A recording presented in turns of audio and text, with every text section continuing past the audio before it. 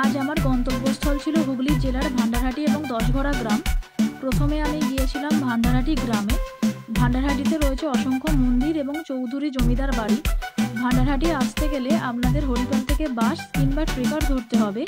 আর হরিপাল আসতে হলে আপনাদের হাওড়া থেকে তারকেশ্বর, আরামবাগ কিংবা গোঘাট লোকাল ধরতে হবে। চলুন তবে সবুজে ঘেরা মাঠ পুকুর দেখতে দেখতে ভান্ডারহাটি যাওয়া যাক।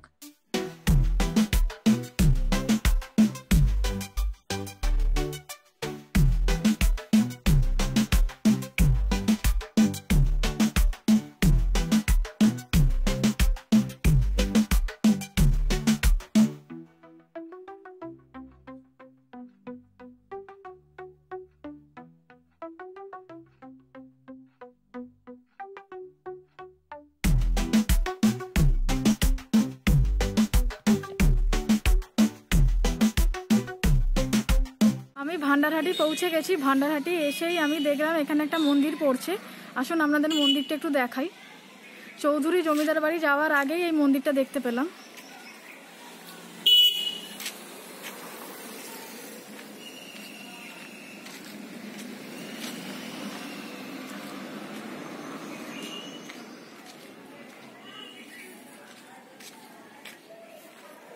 এই মন্দিরটা খুব সুন্দর।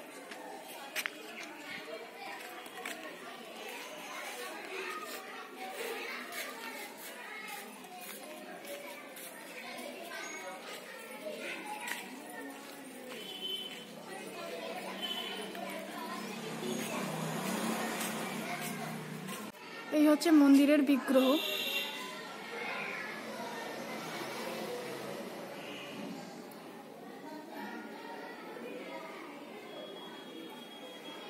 এখন চৌধুরী জমিদার বাড়ির দিকে যাচ্ছি।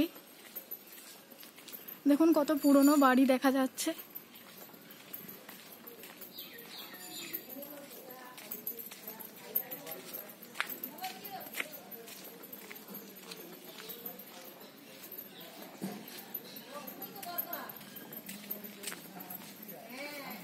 চৌধুরী জমিদার বাড়ি যাওয়ার আগেই আমি আর একটা মন্দির দেখতে পেলাম।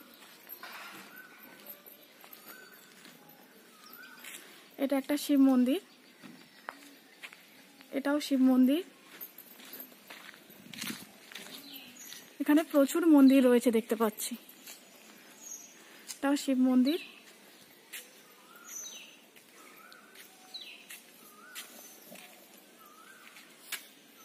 এটা একটা শিবলিঙ্গ।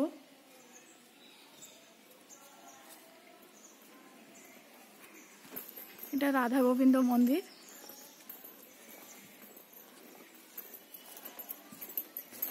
এই যে শ্রী গোবিন্দজিউ মন্দির। এটা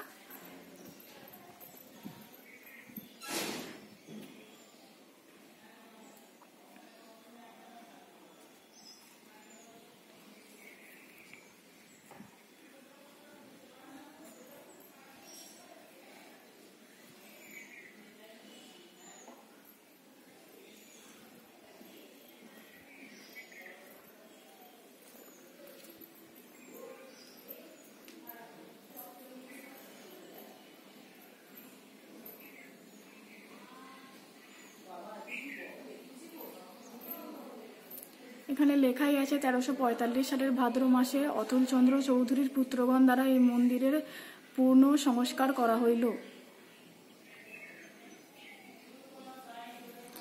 মন্দির এখন তালা দেয়া, বাইরে থেকে যতটা সম্ভব দেখাচ্ছি।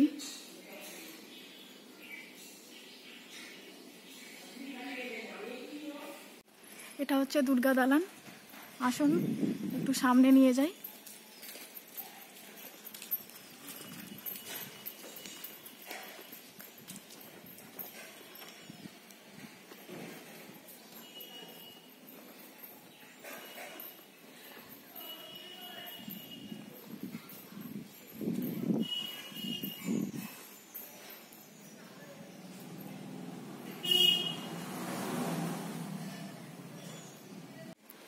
খুব সুন্দর দুর্গা দালানটা।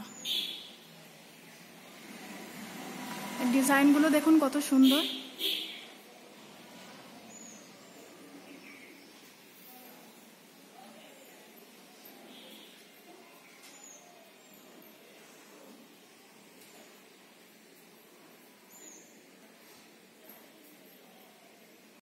এটাও চৌধুরী জমিদারদের একটি বাড়ি। এটাও বাড়িটা লাল রঙের, খুব বড় বাড়ি এটা। দেখুন দেখা যাচ্ছে কত বড় বাড়ি, কত বড় এরিয়া জুড়ে বাড়িটা রয়েছে, খুব সুন্দর লাগছে দেখতে। দেখুন খালি। চৌধুরী জমিদার বাড়ির পিছন দিকে চলে এসেছি। দেখুন একটা মন্দির রয়েছে, শ্রী কালী মাতা মন্দির। এই যে লাল রঙের বাড়ি এটা।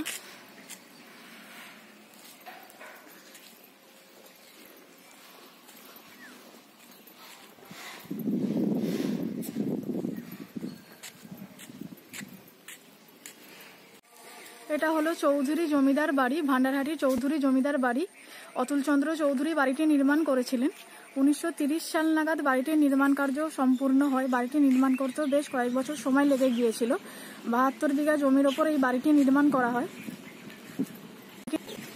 এখন যেখানে এই বাড়িটি দেখছেন, এখানে আগে শ্মশান বা ভাগাড় ছিল, তাই সাধু সন্ন্যাসীদের থেকে মতামত নিয়েই বাড়িটি নির্মাণ করা হয়। তো সাধু সন্ন্যাসীরা বলেন বাড়িতে যাতে কোনো কর্নার না থাকে, সেই মতো বাড়িতে কোনো কর্নার আপনারা খুঁজে পাবেন না। বাড়িটি সত্যিই খুব সুন্দর, অসাধারণ দেখতে বাড়িটা, কিন্তু দুর্ভাগ্যবশত পারমিশন পেলাম না বাড়িতে প্রবেশ করে ছবি তোলার। এই হচ্ছে বাড়ির শিব মন্দির, দেখে নিন।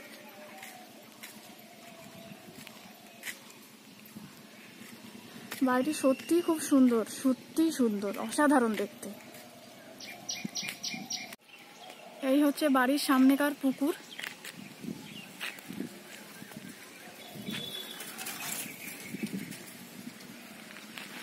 অনেক পুরনো সিনেমার শুটিংও হয়েছে এই বাড়িতে, বাংলা হিন্দি সিনেমার। রাজকুমার রাও অভিনীত বোস ডেড অর অ্যালাইভেরও শুটিং এই বাড়িতে হয়েছিল।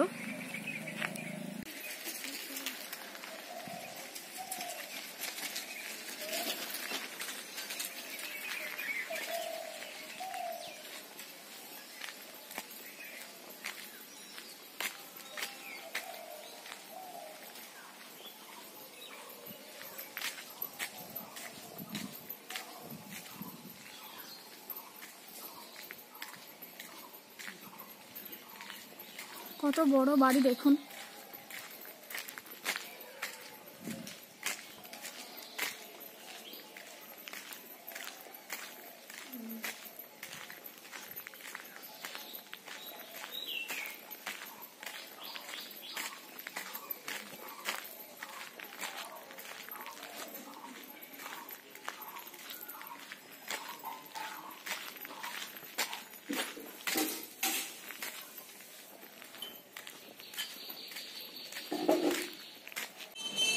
এটা হচ্ছে ভান্ডারহাটির বৃন্দাবন জিউর দোল মঞ্চ। চৌধুরী জমিদার বাড়ি থেকে বেরিয়ে এটা আমি দেখতে পেলাম, ভাবলাম ছবি তুলে নিয়ে আপনাদের দেখাবো। এটাও খুব সুন্দর। ওই যে লেখা রয়েছে শ্রী শ্রী বৃন্দাবন চন্দ্র জিউ মন্দির, ভান্ডারহাটি, বেনেপাড়া।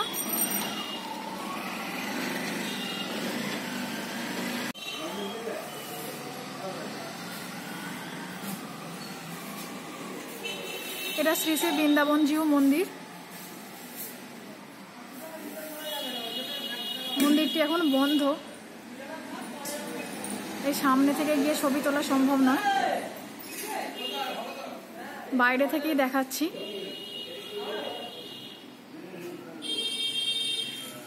এটা হচ্ছে বামেশ্বরী মন্দির।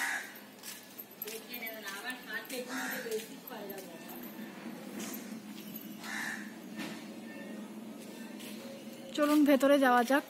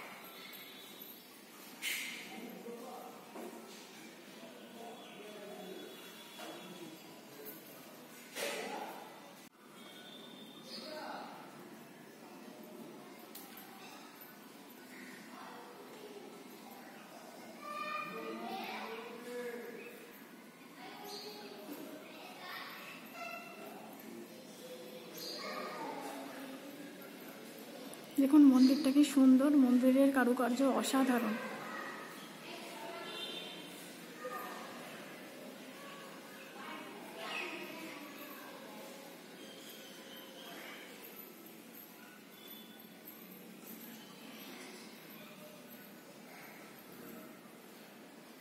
এখানে রয়েছে রামকৃষ্ণ পরমহংসদেবের মূর্তি এবং এইদিকে রয়েছে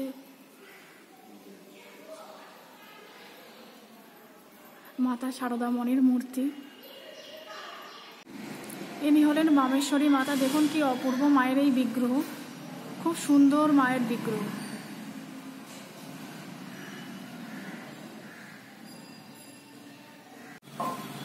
বামেশ্বরী মন্দিরের ভোগসূচি ইত্যাদি সব এখানে লেখা রয়েছে। আমি ভিডিও করছি, আপনারা পজ করে দেখে নিতে পারেন।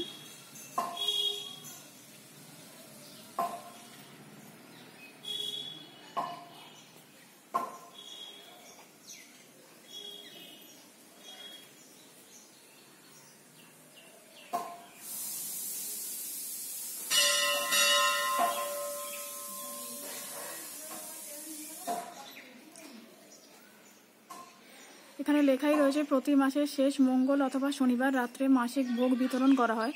ভোগ গ্রহণে অনুমতিপত্রের জন্য অনুদান সাধারণ 30 টাকা, সদস্য 20 টাকা এবং শিশু 10 টাকা।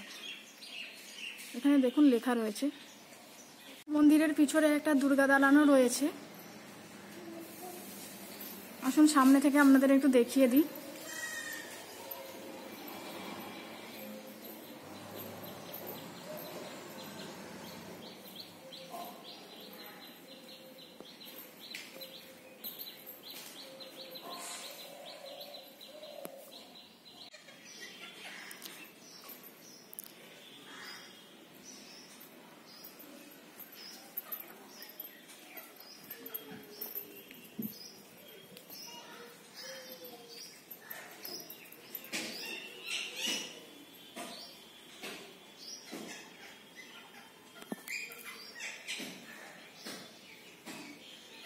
এখানে একটা শিব মন্দিরও রয়েছে।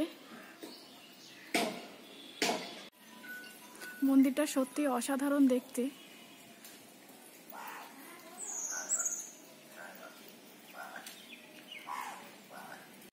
এখানে আরো একটি মন্দির আছে, রাধাকৃষ্ণের মন্দির। আসুন দেখাই আপনাদের।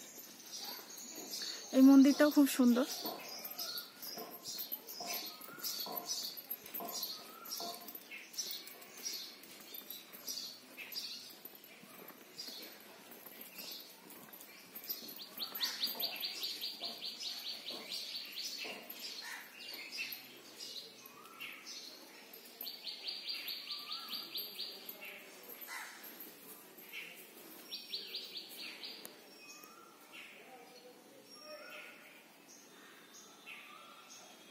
এই হচ্ছে মন্দিরের বিগ্রহ, অপূর্ব দেখতে বিগ্রহটিকে,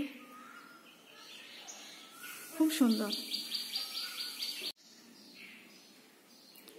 মন্দিরের একটা পাশে রয়েছে জগন্নাথ দেব, বলরাম দেব এবং সুভদ্রা দেবীর মূর্তি। এই হচ্ছে মূর্তিগুলি। এটা হলো ভীম ঠাকুরের মূর্তি। কেশবপুর যাওয়ার পথে দেখতে পেলাম, তাই ভাবলাম ভিডিও করে নিই।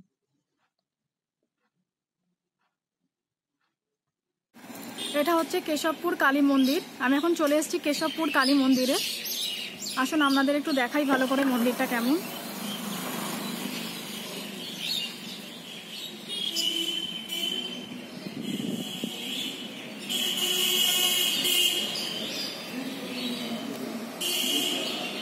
এখন পূজা হচ্ছে, মহাদেবের পূজা হচ্ছে এখন।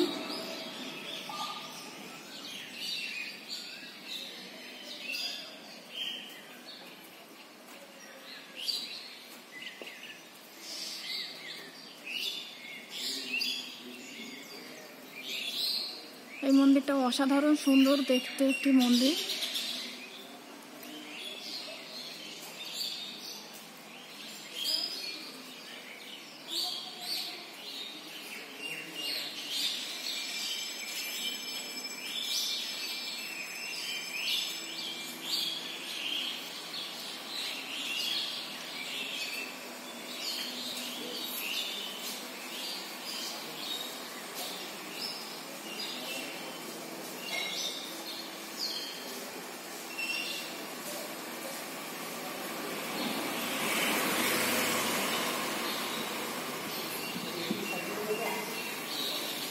এখানে লেখাই রয়েছে মায়ের ছবি তুলিবেন না, কিন্তু আমি পুরোহিত মশাইয়ের অনুমতি নিয়েই মায়ের ছবি তুললাম।